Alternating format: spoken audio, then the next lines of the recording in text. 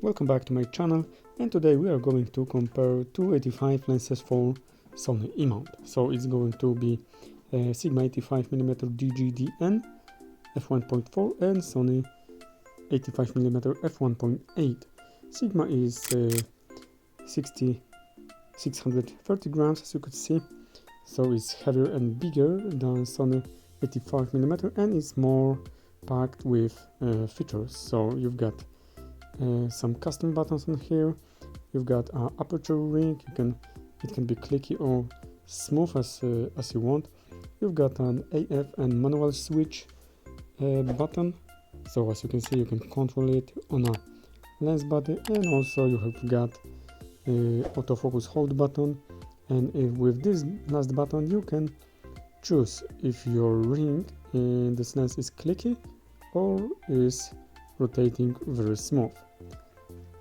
Sigma 85 is also weather sealed, so you've got a nice rubber gasket around mount, and it's 11 blades, so you will get nice round bokeh when you are shooting, especially in a bokeh balls if we're talking about. And now let's talk a little bit about 85mm. You've got here 9 blades, it's 67mm filter thread, Sigma was 77.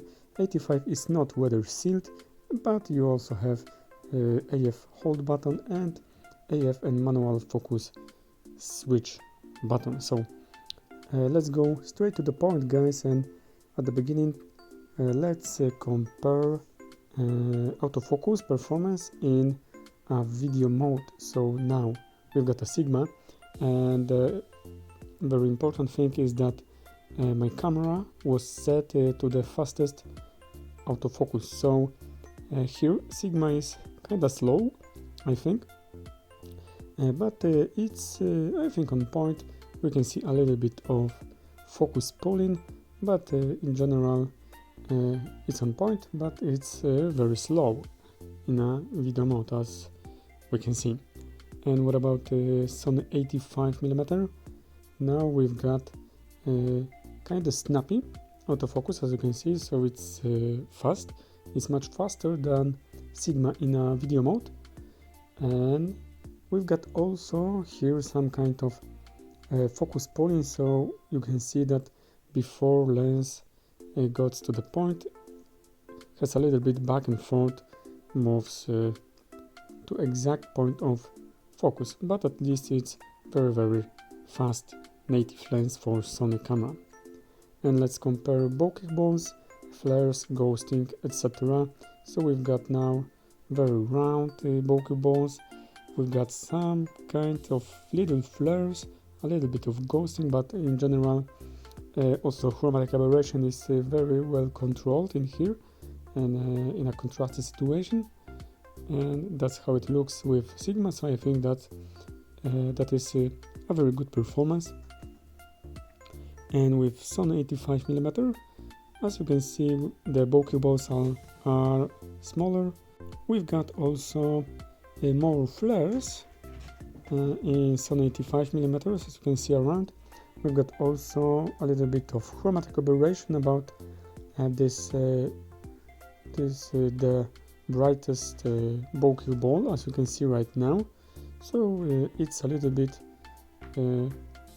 not so good performance as in Sigma, and now we can see it side by side that bokeh balls in Sony are smaller, and we've got some kind of chromatic aberration about around these bokeh balls. So that's it in terms of flares, ghosting and bokeh balls.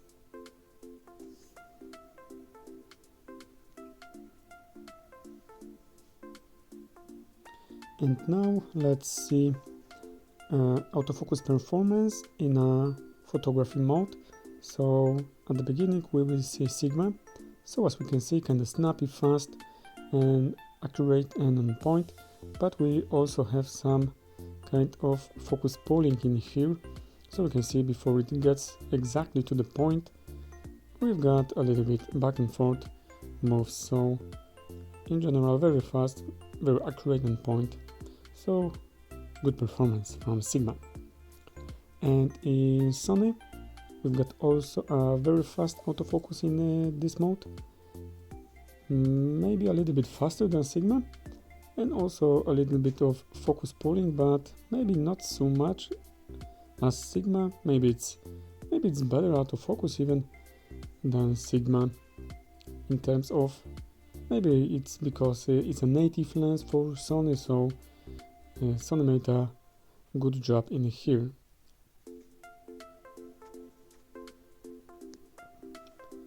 And in terms of chromatic aberration, Sony has a visible purple fringing. Sigma controlled it much better in this time. And the difference in bokeh, as you can see, Sigma has winning point in here because bokeh is much more smooth and nice to watch. And let's see the sharpness. And Sigma is much sharper.